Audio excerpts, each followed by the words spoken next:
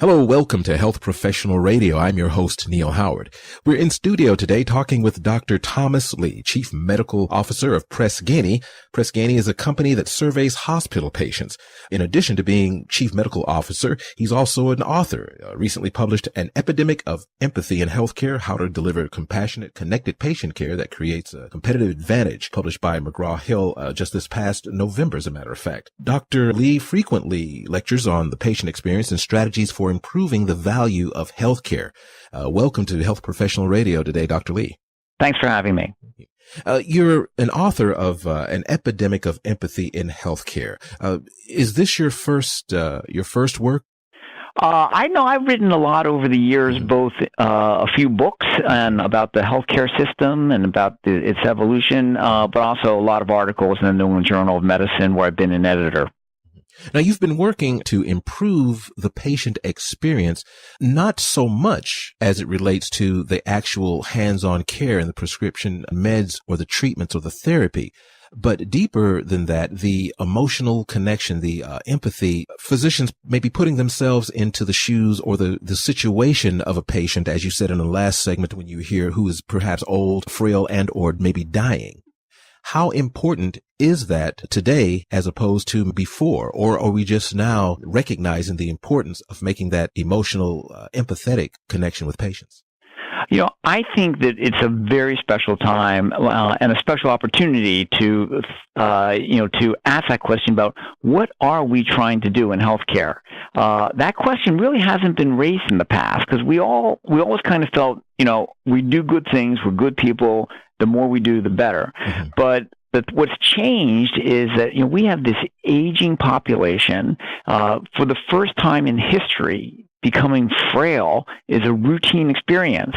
And we also have economic pressures in healthcare. But the big thing is, beyond those two factors, is that healthcare has become so complicated. It's often chaotic for patients.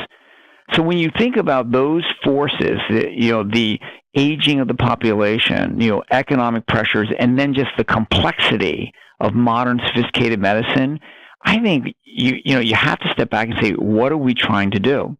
And when you think about what we're trying to do, we want to help people live as long as they can, but we can't make people live forever. We want to make people as healthy as they can be, but there are lots of people we can't make completely healthy. So one of my friends put it, and I put it in this book, at the end of the day, what their family wants is peace of mind that things are as good as they can be, given the cards that they've been dealt. And I think when we think about it, if doctors and nurses aren't giving patients peace of mind that things are as good as they can be, then the work's not done. So I think that I am not really that interested in writing books about getting people to smile and have fancy lobbies or something like that. Mm-hmm.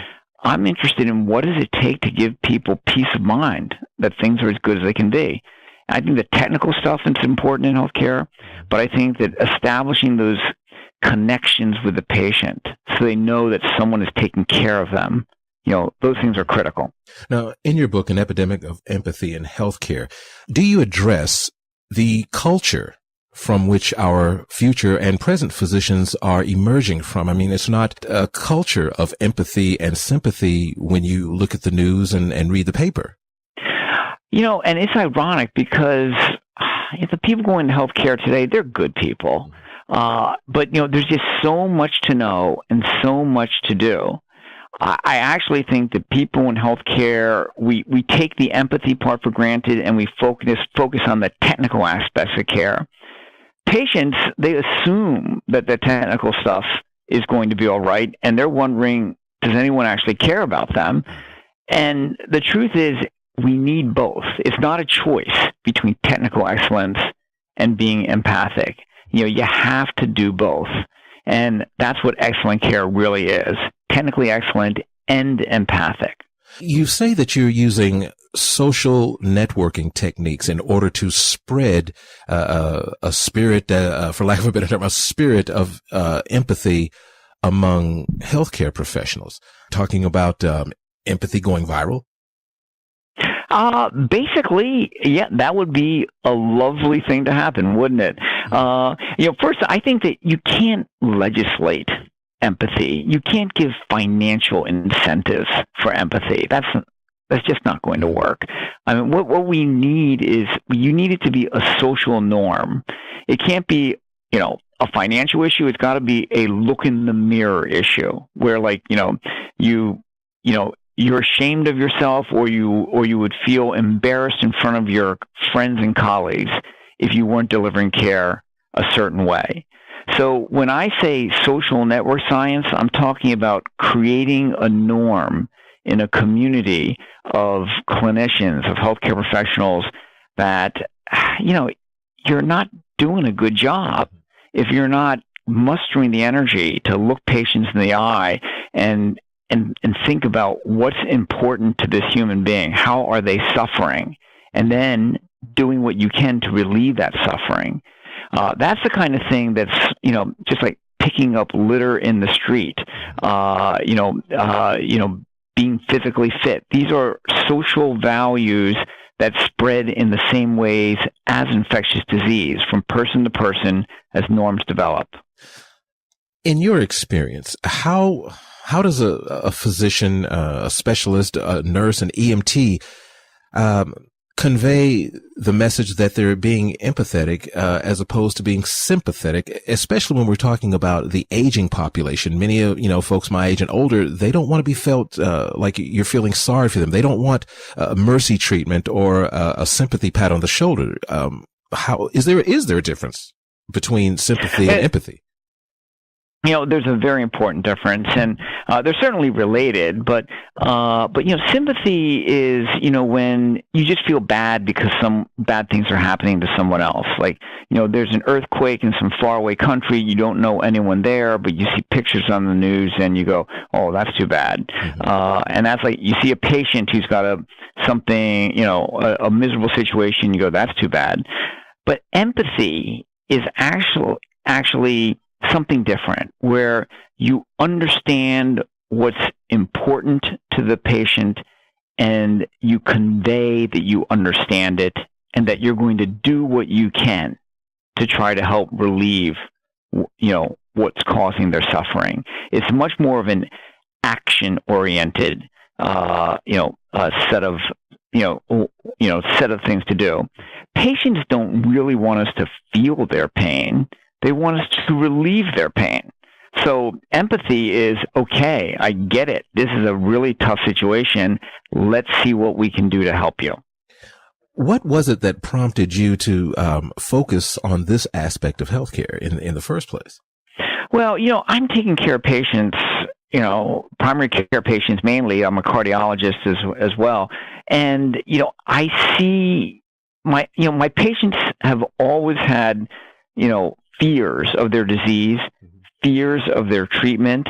But, today there's a third fear that's new to our era, which is the fear that we don't have our act together. They're afraid that no one is paying attention to their big picture. They don't know that whether we're talking to each other. And seeing that fear that patients have, that no one is thinking about their big picture, that's like a crisis. I also think it's an opportunity for organizations that can make empathic care the norm and coordinated care the norm. Those organizations are going to be rewarded with market share, more patients, and they deserve to be rewarded. Now, as we wrap up, what can we as patients do to help you as clinicians create this environment when you have so many factors that go against your desire to be empathic? Well, I think that, my real target in this book was more healthcare providers than patients. I mean, patients are heterogeneous. There is no one patient voice. There's no one way patients are or one way that patients should be.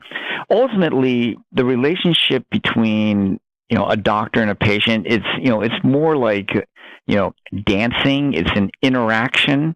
And that's what makes medicine so great. No two patients are exactly alike. But I do think that both patients and doctors should approach the interactions of healthcare the way, that way, that it's a relationship between, human beings and be paying attention to each other. I do think patients should, be active voices. They should get involved with their hospitals and doctor groups, be on committees. Just having any patient in the room makes providers better. And where can our listeners get more information about Press-Ganey and your book? Well, there's certainly, the Press-Ganey website is certainly, PressGaney.com is a good place to go to learn more about Press-Ganey. We are trying to make healthcare better, trying to help providers relieve patient suffering. The book, you can Google that and look on Amazon and other sites, and it's certainly in a lot of bookstores as well. Great.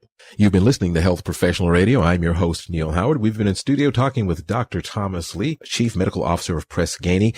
Here's discussing his latest book, An Epidemic of Empathy in Healthcare, How to Deliver Compassionate, Connected Patient Care That Creates a Competitive Advantage, published by McGraw-Hill. We've been here discussing how social networking science is working to help spread empathy to caregivers using techniques based on data and scientific studies. It's been great having you here with us today, Dr. Lee. Thanks so much. Transcripts and audio of this program are available at healthprofessionalradio.com.au and also at hpr.fm. And you can subscribe to our podcast on iTunes.